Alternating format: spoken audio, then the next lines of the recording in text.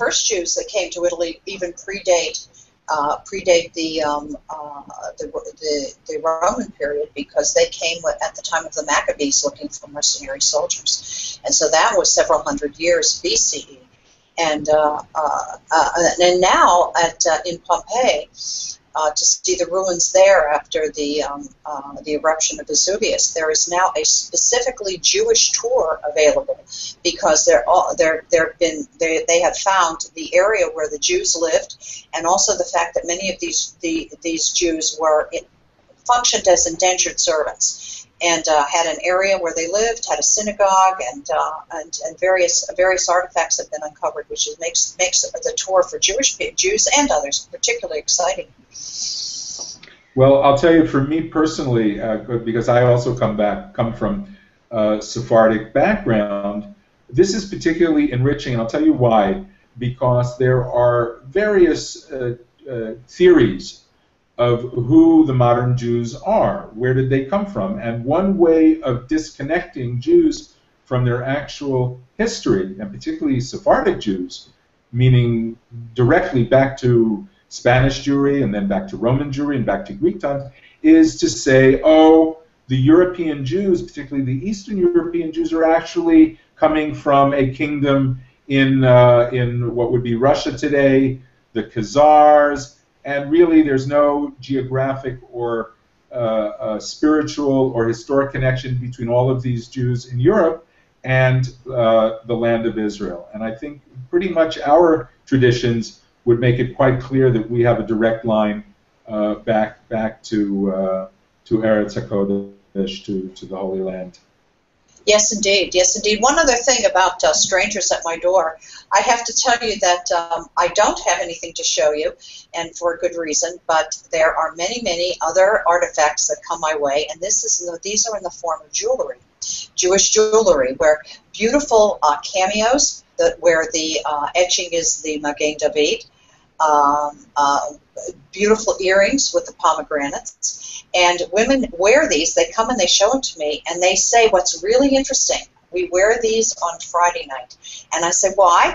Well, because we always did. And we just have we always did. And so that may be the only link to Judaism that some of our villagers have here. And villagers, I mean, not only in Serrastretta, but many of these little mountain towns. Lighting candles is long gone. That tradition may have passed. Eating kosher ritual killing of the meat, processing, salting meat, all of that may have gone. But for some people, it is putting on their Jewish jewelry on Friday night.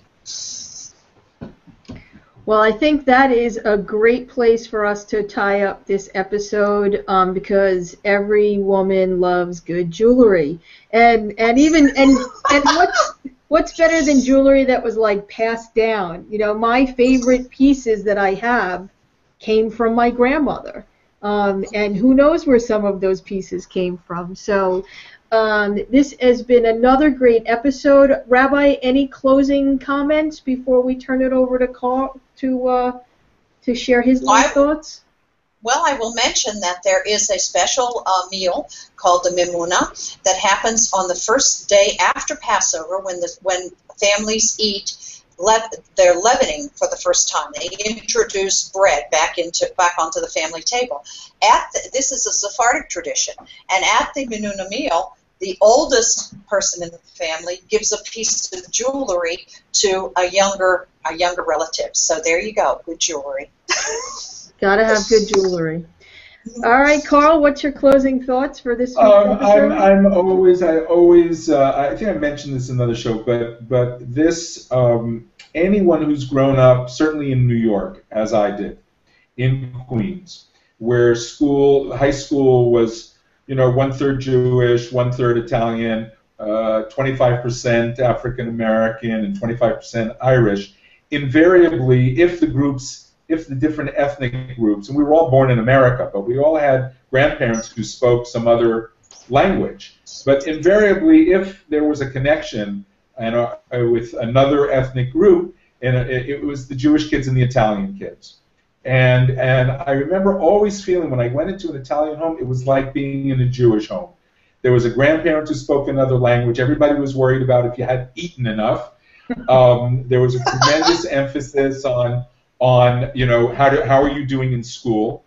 You know, you'd get clobbered if you weren't doing well. And this was, and by the way, if there were intermarriages, I'm talking going back, say, you know, 40 years, there was not a lot of intermarriages, certainly more today. But at the time, if in my neighborhood there were mixed Jewish, non-Jewish families, almost invariably it would be a Jewish-Italian marriage. So I think we really do, right up to today, and what we're discovering through Rabbi is that this sense that Italians and Jews have of some mystical connection that we couldn't place our hands. I think we're finding it here, and without a doubt that there is this kind of. It's also why Jews in Italy, you didn't have in Italy the kind of anti-Semitism you had in Central and Northern Europe. Jews were integrated, by and large, were accepted, were integrated into Italian society.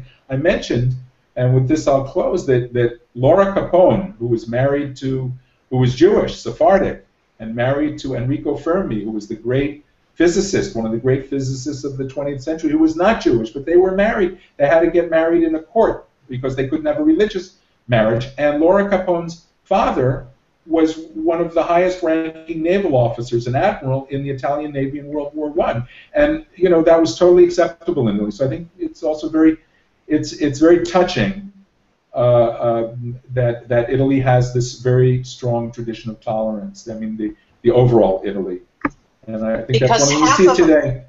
Because half of us are Jews. There you go.